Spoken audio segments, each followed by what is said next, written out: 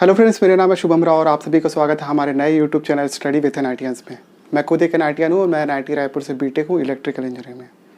तो जैसा कि पता होगा कि हमारी मंडी निरीक्षक से रिलेटेड लगातार वीडियो सीरीज चल रही है और उसमें से मैंने एक टॉपिक आपको कंप्लीट करा दिया है। अगर आपको कंप्यूटर सब्जेक्ट का कंप्लीट पैकेज देखना है तो आप ऊपर जाइए आई बटन पर, आपको वीडियो का लिंक मिलेगा। आप लिंक पर टैप करके पूरा कंप्लीट पैकेज देख सकते हैं 100% फ्री ऑफ कॉस्ट में। इसके अलावा हमारी एसीएफ एग्जामिनेशन से रिलेटेड भी कुछ वीडियो सीरीज मैंने बनाई है। अगर आपने उन वीडियोस को नहीं देखा है तो आप ऊपर जाइए आई बटन पे, आपको वीडियो का लिंक भी मिल जाएगा। ठीक है, तो आज हम लोग एकदम ब्रांड न्यू सब्जेक्ट चालू करने वाले हैं जिसका नाम है इंडियन हिस्ट्री। और इंडियन हिस्ट्री में भी आपका मिडिवल इंडिया मैं चालू कर रहा हूँ। मुझे पता है कि मैंने एंशियंट इंडिया नहीं कराया है, ना ही तो मैं मॉडर्न इंडिया करा रहा हूँ। अभी मैं सीधा यहाँ पर कूदा हूँ क्योंकि ये टॉपिक आपको जल्दी समझ में आएगा और आप इसको लिंक कर पाएंगे, इसलिए मैंने ये टॉपिक चुना। दूसरी चीज़, ये टॉपिक में मैं किन सोर्सेज का यूज़ कर रहा हूँ मैं आपको बताऊंगा। तो मैं इसमें से पहला सोर्स जो आपको बता रहा हूँ वो ये है घटना चक्र। ये मार्केट में आपको आसानी से मिल जाएगी, इससे आप अनसॉल्व सॉल्व करिएगा प्रीलिम्स के लिए। ठीक है, ये मेरे पास एक कोचिंग इंस्टीट्यूट के नोट्स हैं, दिल्ली की एक बहुत ही रिनोन्ड कोचिंग इंस्टीट्यूट है। और इसके अलावा ये स्पेक्ट्रम की बुक है जो कि मॉडर्न इंडियन हिस्ट्री में आपको काम आएगा। ठीक है, ये 3 सोर्सेज का आप यूज़ करिएगा, जिसमें से मैं आपको पढ़ाऊँगा, आपको सारी चीज़ें वहाँ पे मिल जाएंगी। दूसरी एक इम्पॉर्टेंट चीज़ कि अगर आपको मेरा वीडियो कंटेंट पसंद आए और आपको ऐसा लगे कि आप प्रीलिम्स प्लस मेंस के लिए मुझसे पढ़ना चाहते हैं, तो मैं वैसे आपको दिल्ली सल्तनत का पूरा नोट्स दूँगा, लेकिन उसके आगे और पीछे के जितने भी नोट्स वगैरह हैं, अगर आपको ऐसा लगता है कि आप मुझसे पढ़ना चाहते हैं तो आप नीचे वीडियो का डिस्क्रिप्शन चेकआउट कर सकते हैं। वहाँ मेरा फेसबुक, व्हाट्सएप, ट्विटर और इंस्टाग्राम दिया हुआ है। आप लिंक पे टैप करके सीधा मुझे मैसेज कीजिएगा और मैं आपको ऑनलाइन क्लासेस के बारे में पूरी जानकारी दे दूँगा। ठीक है, और वहाँ से आपको फ़ीस वगैरह सारी डिटेल्स पता चल जाएगी और वो पेड क्लासेस होंगी, लेकिन मैं आपको मिडिवल इंडिया के कुछ नोट्स आपको फ्री में प्रोवाइड कर रहा हूँ। ठीक है, और इसके अलावा हमारा व्हाट्सएप ग्रुप लगातार चल रहा है जिसमें लड़के एवं लड़कियों के लिए सेपरेट ग्रुप है। लड़कों एवं लड़कियों के ग्रुप में मिला के लगभग 150 मेंबर के आसपास हमारे ग्रुप में है, जिसमें हम लोग आपको करंट अफेयर प्रोवाइड करते हैं। इसके अलावा जितनी भी लेटेस्ट न्यूज़ होंगी एग्जामिनेशन से रिलेटेड, वो सारी न्यूज़ आपको वहाँ पर मिल जाएगी। इसके अलावा मैं वहाँ पर आपको वीडियो कंटेंट तो प्रोवाइड ही करता हूँ, इसके अलावा आप मुझसे डिस्कशन भी कर सकते हैं, और जो कि एब्सोल्युटली फ्री ऑफ कॉस्ट है। तो प्लीज़ उस व्हाट्सएप सपोर्ट ग्रुप का हिस्सा बनिए। व्हाट्सएप सपोर्ट ग्रुप का हिस्सा बनने के लिए आप नीचे जाइए मेरे डिस्क्रिप्शन में, वहाँ पे मेरे व्हाट्सएप कॉन्टैक्ट का लिंक मिलेगा। आप लिंक पे टैप करके मुझे मैसेज कीजिएगा अपने नाम और लोकेशन के साथ, मैं आपको ग्रुप में ऐड कर लूँगा। ठीक है, तो बिना किसी टाइम वेस्ट के हम लोग चालू करते हैं आज का टॉपिक, जो कि है आपका मिडिवल इंडिया। मिडिवल इंडिया के बारे में पढ़ने से पहले एक थोड़ा सा उसका बैकग्राउंड जान लीजिए, और ये बेसिकली हमारे जो इंडियन हिस्ट्री के कंटेक्स्ट में किस प्रकार का इम्पोर्टेंस रखता है वो आपको जानना जरूरी है। ठीक है, तो सबसे पहले हम लोग देखेंगे कि मिडिवल इंडिया की शुरुआत होती कहाँ से है और ये आपके इंडियन हिस्ट्री में किस प्रकार का इम्पोर्टेंस रखता है। आपको पता होगा कि यहाँ पे मिडिल ईस्ट मैंने दिखाया नहीं है। मिडिल ईस्ट मतलब मध्य पूर्व एशिया के आसपास के क्षेत्रों में, जो वहाँ पर जो एक सिस्टमैटिक डायनेस्टी वाला कल्चर नहीं था, वो बेसिकली कबीलों में रहते थे लोग, और वहाँ पर हमेशा मार काट इत्यादि चलते रहते थे। लेकिन उसी दौरान में 570 एडी में पैगंबर हजरत मोहम्मद का जन्म होता है, और 622 में, ठीक है, ये डेट याद रखना, दोनों जन्म हुआ 570 एडी में पैगंबर हजरत मोहम्मद का, और इस दिन को मेरे ख्याल से ईद मिलादुन्नबी के नाम से जानते हैं। 622 में उन्होंने मक्का से मदीना की यात्रा की। ठीक है, मक्का से मदीना की यात्रा, ठीक है, और 632 में उनकी मृत्यु हो गई। लेकिन उन्होंने एक धर्म इस्टेब्लिश किया था जिसका नाम है इस्लाम, और उसके बाद से ही भारत में इस्लाम धर्म का प्रभाव देखने को मिलता है। और वो मैं बताऊंगा कि कब से भारत में इस्लाम धर्म का प्रभाव देखने को मिलता है, वो पूरी डिटेल हमको इस टॉपिक में देखने को मिलेगी। ठीक है, पहले भारत का एक मैप देख लीजिए, इसमें आपके इस दौरान में कौन कौन से राजवंश भारत में थे और उनका क्या रोल था भारत के सीमाओं को लेकर। सबसे पहले एक अफगानिस्तान के एरिया में एक डायनेस्टी थी जिसका नाम था हिंदू शाही वंश, और ये एक ब्राह्मण डायनेस्टी थी। ठीक है। आपके अनिलवाड़ के क्षेत्रों में एक डायनेस्टी थी जिसका नाम था गुर्जर प्रतिहार डायनेस्टी। आपके महाराष्ट्र के एरिया में एक डायनेस्टी थी जिसका नाम था राष्ट्रकूट डायनेस्टी। ठीक है। आपके वेस्ट बंगाल के एरिया में एक डायनेस्टी थी जिसका नाम था गौड़ वंश। गौड़ वंश को रिप्लेस करके आपका एक और डायनेस्टी आई थी जिसका नाम था पाल। ठीक है। गौड़ वंश का जो फेमस किंग था शशांक, आपको पता ही होगा, ये वही पर्सन था जिसने महाबोधि वृक्ष को काट के फेंकवा दिया था। ठीक है। तो उस किंग के बारे में तो आप जानते ही होंगे, वो गौड़ डायनेस्टी का एक फेमस किंग था। लेकिन उसके बाद से जितने भी राजा आए उतने योग्य नहीं थे। बाद में गोपाल ने पाल वंश की स्थापना की, और आपको उसके बाद का हिस्ट्री अगर आपने एंशिएंट इंडिया पढ़ा होगा तो आपको पता होगा। वैसे राष्ट्रकूट डायनेस्टी में बहुत सारे प्रतापी राजा हुए, और गुर्जर प्रतिहार में भी। गुर्जर प्रतिहार ने ही भारत की वेस्टर्न सीमा को बाहरी आक्रमणों से सुरक्षित रखा हुआ था। ठीक है। और अधिकतर भारत में आक्रमण इसी डायरेक्शन से होते थे, क्योंकि इस डायरेक्शन में अगर देखोगे तो यहाँ पर तो पहाड़ है, तो पहाड़ से कूद काट के हमला करना बहुत बड़ी चुनौती हो जाती है, और इस डायरेक्शन से ज़्यादातर हमले होते थे इंडिया में। मेरे ख्याल से यूपीएससी में क्वेश्चन पूछा हुआ था कि दिल्ली में ही भारत में सबसे ज़्यादा अटैक क्यों हुए, फॉरेन अटैक्स। तो आपको अगर इसका आंसर पता होगा तो आप मेरे को बताइएगा ज़रूर। ठीक है। तो गुर्जर प्रतिहार ने हमारे भारत की वेस्टर्न सीमाओं को सुरक्षित रखा हुआ था। लेकिन जो गुर्जर प्रतिहार, पाल और राष्ट्रकूट इस कन्नौज के लिए लड़ाई कर रहे थे, आपको पता होगा इंडियन हिस्ट्री में क्या है। और बाद में ये तीनों आपस में लड़ते हैं। गुर्जर प्रतिहार ने कन्नौज पे कब्जा कर लिया था, लेकिन फाइनली जाके राष्ट्रकूटों का शासन होता है कन्नौज पे। ठीक है। तो ये आपको एंशिएंट इंडिया में लेटर गुप्ता और राजपूत डायनेस्टी के एरा में आपको ये सारी हिस्ट्री पता होगी मेरे ख्याल से। ठीक है। भारत में इसी दौरान में पहली बार अरबों द्वारा प्रयास किया गया था कि भारत में अटैक किया जाए और यहाँ की जो धन संपदा है उसको लूटा जाए, प्लस यहाँ पर इस्लाम धर्म का प्रचार किया जाए। ये मेन इंटेंशन था अरबों का भी, और अरबों ने पहले बहुत प्रयास किए। एक प्रयास जो अपन को इंडियन हिस्ट्री में देखने को मिलता है 636 पे, बेसिकली ये एक सैन्य अभियान था। इसमें कोई राजा लीड नहीं कर रहा था। एक बंदे का नाम मिलता है, लेकिन वो उतना पॉपुलर राजा नहीं था, इसलिए उसको याद करना भी जरूरी है। और ये सैन्य अभियान के नाम से जाना जाता है, और ये उतना पॉपुलर नहीं है, इसलिए इसको हम लोग पहला अटैक नहीं मानते। 636 में बम्बई के निकट में जो थाने हैं वहाँ पर अटैक किया गया था, थट्टा जिसको बोलते थे पुराने समय में। ठीक है। भारत में जो पहली बार अटैक देखने को मिलता है अरबों का, वो है 711 AD में। ठीक है। और 711 AD में आपके एक किंग का नाम मिलता है उबदैल्ला। ठीक है। इसने पहली बार अटैक किया था। उसके बाद बुदैल करके एक दूसरे किंग ने भी अटैक किया, लेकिन ये जो प्रयास थे अरबों के वो सफल नहीं हो सके। भारत में जो अरबों का सफल प्रयास दिखता है वो 712 AD में मोहम्मद बिन कासिम के द्वारा किया हुआ विजय अभियान था। ठीक है। तो अब जो मैं यहाँ पे बताने वाला हूँ वो प्रीलिम्स फैक्ट है। आपको मेंस के लिए इसको थोड़ा थोड़ा एक बैकग्राउंड के रूप में याद रखना, लेकिन मैं इसमें प्रीलिम्स प्लस मेंस दोनों के आपको चीज़ें पढ़ा रहा हूँ, इसलिए पहले आप प्रीलिम्स फैक्ट देखिए, इसके बाद आपको मेंस के मैं सारे जो क्वेश्चन आंसर राइटिंग के फॉर्म में जो भी फैक्ट्स होंगे मैं वो आपको बता दूंगा। ठीक है। तो 712 AD में मोहम्मद बिन कासिम का अटैक होता है। सिंध का उस समय शासक कौन था ये क्वेश्चन पूछा हुआ है, और उसका नाम था दाहिर। ठीक है। और मोहम्मद बिन कासिम ने बेसिकली सिंध पे ही अटैक किया था। मोहम्मद बिन कासिम के द्वारा भारत में एक कर लगाया गया जो कि गैर मुस्लिमों द्वारा लिया जाने वाला कर था। ठीक है। जिसको जजिया कर बोलते थे।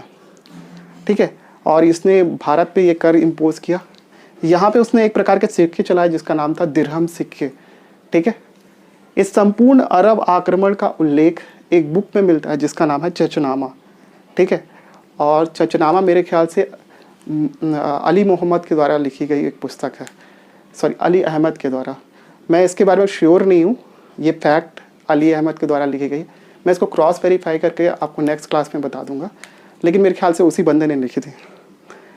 इसी दौरान पंचतंत्र का आपके फ़ारसी में अनुवाद हुआ, जिसका नाम था कालिका वादिमना। ये फ़ारसी में इसका ट्रांसलेशन किया गया। ये भी फैक्ट आपके एग्ज़ाम में पूछा गया। ठीक है, आप जब घटना चक्र सॉल्व करोगे तो आपको इस तरीके के क्वेश्चन देखने को मिलेंगे। ठीक है, इसके बाद हम लोग इस टॉपिक से रिलेटेड मेंस के क्वेश्चन देखते हैं किस प्रकार के बन सकते हैं, जिसके बारे में हम लोग चर्चा थोड़ी देर में करेंगे। तो चलिए इस टॉपिक से रिलेटेड मेंस के संभावित प्रश्न देख लेते हैं और उस पर आपको किस प्रकार का उत्तर लिखना है। उससे रिलेटेड मैं कुछ आपको फैक्ट्स बताऊंगा, और ये इस प्रकार के क्वेश्चन अभी तक तो नहीं पूछे गए, लेकिन इन फ्यूचर क्या पता अगर CGPSC के पास क्वेश्चन कम होने लगे तो वो इस तरीके के क्वेश्चन के ऊपर भी अपना रुख कर सकता है। ठीक है, अभी मेरे ख्याल से 2 ही एग्ज़ाम हुए हैं, अब आगे के एग्ज़ाम का नहीं पता, और उन आगे के एग्ज़ाम में इस प्रकार के क्वेश्चन इस टॉपिक से भी उठ सकते हैं, जो कि मुझे लगता है। ठीक है, तो हम लोग इसमें देखेंगे मोहम्मद बिन कासिम के विजय अभियान के ऊपर में टिप्पणी लिखिए, टीप लिखिए और जो भी आपको जोड़ना है। तो हम लोग देखेंगे मोहम्मद बिन कासिम के विजय अभियान और सिंध में उन्होंने कैसे विजय प्राप्त की, इससे रिलेटेड जितने भी फैक्ट्स हैं वो हम लोग देखेंगे। सबसे पहले मोहम्मद बिन कासिम ने सिंध में अपना जो अभियान चालू किया था वो देवल नाम की एक जगह से किया था, और वहाँ पे बेसिकली दाहिर का जो कि सिंध का राजा था उसके भतीजे का शासन था।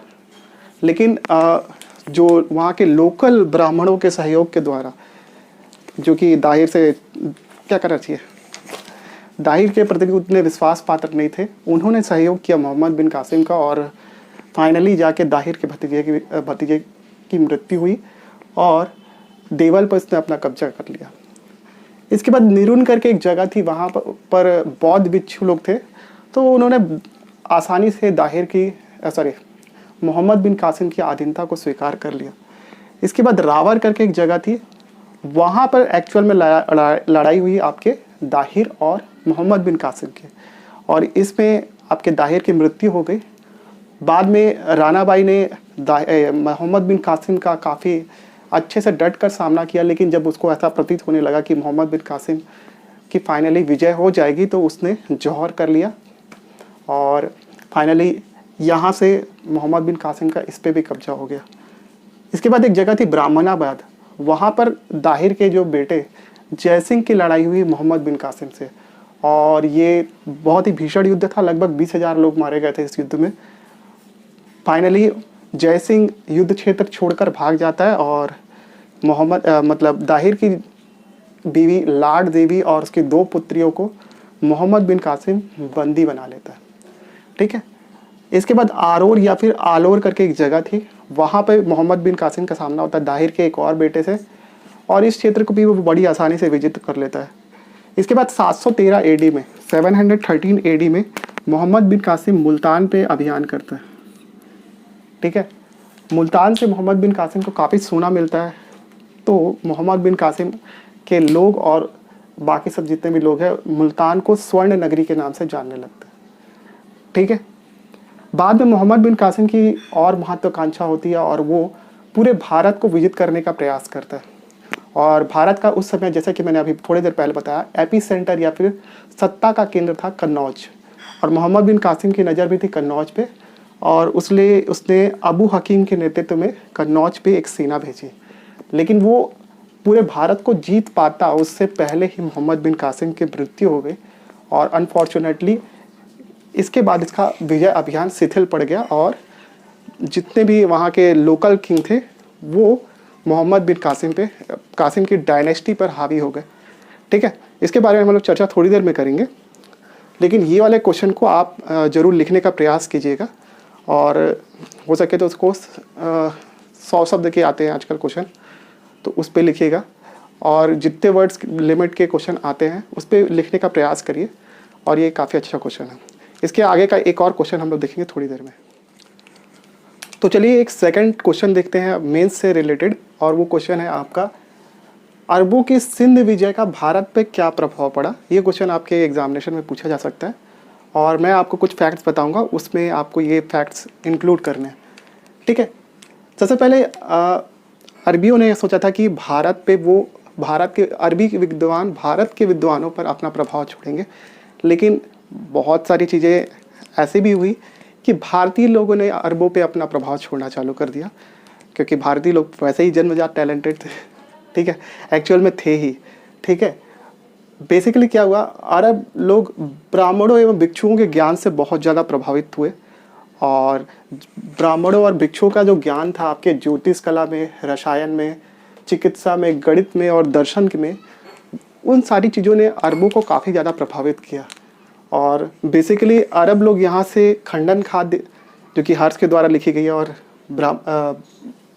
ब्रह्म सिद्धांतिका, जो कि पुस्तक है ब्रह्मगुप्त की, मैथ से रिलेटेड, उन सारी पुस्तकों को भी वो अपने अरब ले गए। वहाँ पे एक बहुत ही फेमस गणितज्ञ थे अल ख्वाजरिम नाम के। उन्होंने भारत की जो जीरो और दार्शनिक प्रणाली को समझा और उसका प्रचार अरब में किया, और ये अरब से वापस यूरोप में चला गया। तो भारत के ज्ञान का प्रसार भी हुआ अरबों के आने से। पहले चीज़ आपको याद रखना है। इसके बाद भारत और अरबों का एक प्रॉपर व्यापार चलने लगा, और यहाँ से जैसे कि पता ही होगा कि भारत में क्या क्या चीज़ें थी जिनका व्यापार किया जाता था, मसाले वसाले, दुनियादारी चीज़ें, ठीक है, कॉटन भी होते थे सिंध के क्षेत्र में। तो उन सभी चीज़ों का व्यापार भी यहाँ से प्रारंभ होना चालू हो गया। इसके बाद भारत में स्थायी रूप से एक संप्रदाय का जन्म हुआ, जो कि वहाँ के लोकल अरबी कम्युनिटी थी, जिनको करमतिया के नाम से जाना जाता था। तो इस संप्रदाय का जन्म भी भारत में अरबों के आक्रमण के बाद ही चालू हुआ, ठीक है। इसके बाद भारत में स्थित मंदिरों का मस्जिद निर्माण की शैली में काफ़ी ज़्यादा प्रभाव पड़ा, ठीक है। जितनी मेहराबें हो गया और आपके गोपुरम वगैरह का जो इफ़ेक्ट है, वो बाद में मस्जिद निर्माण की शैली में भी देखने को मिलता है, ठीक है। तो इन सारी मस्जिद निर्माण की कला में भी भारतीय कला का प्रभाव देखने को मिलता है। तो ये सब चीज़ें थी आपके भारतीयों के जो प्रभाव थे अरबों के ऊपर, वो थे।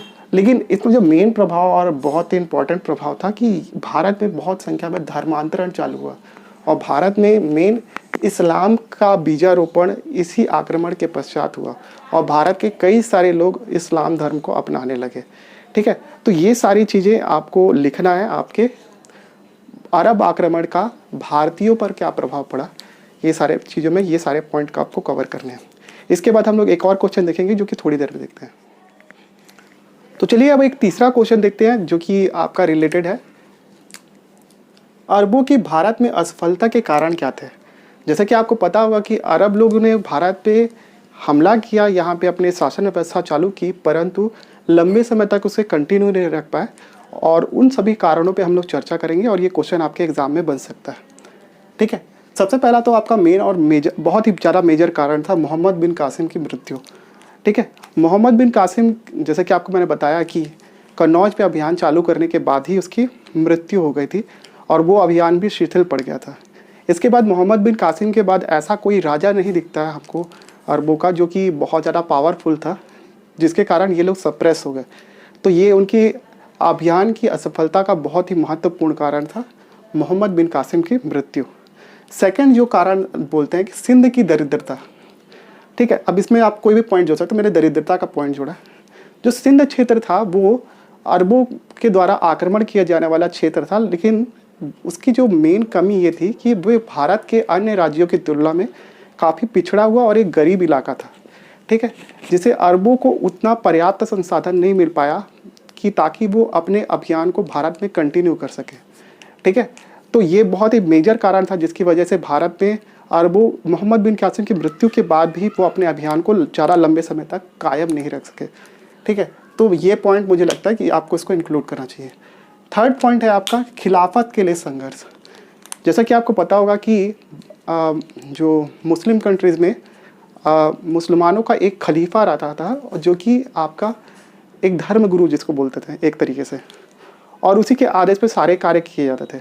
लेकिन खिलाफत के लिए भी वहाँ पर संघर्ष चालू हो गया, ठीक है। बेसिकली जब अरब का जो सिंध अभियान था वो जब चालू हुआ, तो वहाँ पर उम्मयद कम्युनिटी करके उनका खलीफा हुआ करता था, ठीक है।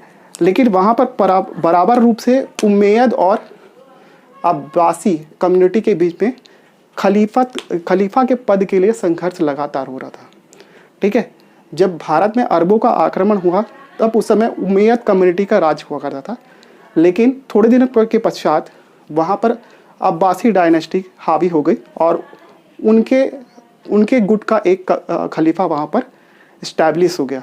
ठीक है, इन्होंने चालू किया था और इनका खलीफा आ गया, तो उन्होंने भारत के अभियान में उतनी तवज्जो नहीं दी, जिसके कारण जितने भी लोकल सिंध के आपके सरदार हुआ था, सिंध के सरदार और आपके बाकी सारे एरिया के जो भी सरदार थे वो स्वतंत्र हो गए और उनका भारत पे उतना प्रभाव नहीं हुआ, जिसके कारण धीरे धीरे करते करते करते करते भारत में अरबों का लगभग अस्तित्व समाप्त हो गया। इसके बाद जो हम लोग नेक्स्ट टॉपिक जब पढ़ेंगे कि भारत में तुर्कों का आक्रमण कैसे चालू हुआ, उन्होंने जाके भारत में एक इस्टेब्लिश संस्था स्थापित की जो कि हम लोग को दिल्ली सल्तनत के फॉर्म में दिखता है। ठीक है, तो आज की क्लास में इतना ही। मेरे ख्याल से मैंने सारी चीज़ें कन्वे कर दी है, लेकिन फिर भी आपको अगर किसी प्रकार का डाउट आता है तो आप मेरे व्हाट्सएप में कॉन्टैक्ट करके मुझसे अपना क्लैरिफिकेशन मांग सकते हैं। ठीक है, इसके अलावा मैं ज़्यादा से ज़्यादा यही बोल रहा हूँ कि आप प्लीज़ वीडियो को शेयर करिए। वीडियोज़ में व्यूज़ नहीं आएंगे तो मैं चैनल कंटिन्यू नहीं कर पाऊँगा, सॉरी फॉर दैट। ठीक है, तो प्लीज़ वीडियो को लाइक दीजिए, चैनल में नए हैं तो सब्सक्राइब कीजिए।